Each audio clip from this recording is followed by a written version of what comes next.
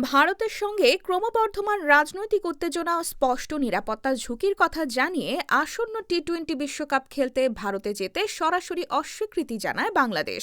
বিষয়টি কেবল আশঙ্কা নয়, বরং বাস্তব নিরাপত্তা হুমকির ওপর ভিত্তি করেই এই অবস্থান নেয় বিসিবি। সেই অনুযায়ী আইসিসিকে আনুষ্ঠানিক চিঠি দিয়ে বাংলাদেশের ম্যাচগুলো সহ আয়োজক শ্রীলঙ্কায় আয়োজনের দাবি জানানো হয়। বিসিবি স্পষ্ট করেছিল, আইসিসির জবাবের ওপর ভিত্তি করেই তারা চূড়ান্ত সিদ্ধান্ত নেবে। কিন্তু ক্রিকেট বিষয়ক ওয়েবসাইট ক্রিকবাজের প্রতিবেদনে উঠে আসে ভিন্ন চিত্র। সেখানে বলা হয়, বাংলাদেশের ম্যাচ কলকাতা ও মুম্বাই থেকে সরালেও শ্রীলঙ্কায় নেওয়ার সম্ভাবনা কম, বরং ম্যাচগুলো দক্ষিণ ভারতের চেন্নাই ও তিরুবনন্তপুরমে আয়োজনের কথা ভাবছে আইসিসি। অর্থাৎ নিরাপত্তা ঝুঁকির কথা জেনেও বাংলাদেশকে ভারতের ভেতরেই রাখতে চায় ক্রিকেটের সর্বোচ্চ সংস্থা। এই অবস্থানে তীব্র প্রতিক্রিয়া জানিয়েছেন অন্তর্বর্তী সরকারের যুব ও ক্রীড়া উপদেষ্টা আসিফ নজরুল। তিনি আইসিসি নিরাপত্তা দলের যুক্তিকে উদ্ভট ও অবাস্তব আখ্যা দিয়েছেন।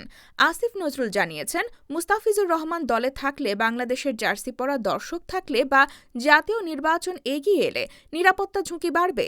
এই বক্তব্যই প্রমাণ করে ভারতে বাংলাদেশ দলের জন্য নিরাপদ পরিবেশ নেই। সেখানে স্পষ্ট বাংলাদেশ বিদ্বেষী মনোভাব কাজ করছে।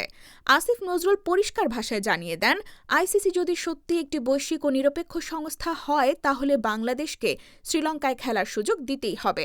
ভেন্যু বদল করে ভারতের মধ্যেই ম্যাচ আয়োজনের কোনো সিদ্ধান্ত বাংলাদেশ মানবে না। এদিকে আগামী 7 ফেব্রুয়ারি থেকে 8 মার্চ পর্যন্ত অনুষ্ঠিতব্য টি-20 বিশ্বকাপে সি গ্রুপে রয়েছে বাংলাদেশ। পূর্ব ঘোষিত সূচি অনুযায়ী কলকাতা ও মুম্বাইয়ে ম্যাচ থাকার কথা থাকলেও বর্তমান বাস্তবতায় সেই সূচি কার্যত অনিশ্চিত। শেষমেশ এই পরিস্থিতি কোন দিকে মোড় নেয়, তাই দেখার অপেক্ষায় ক্রীড়াপ্রেমীরা।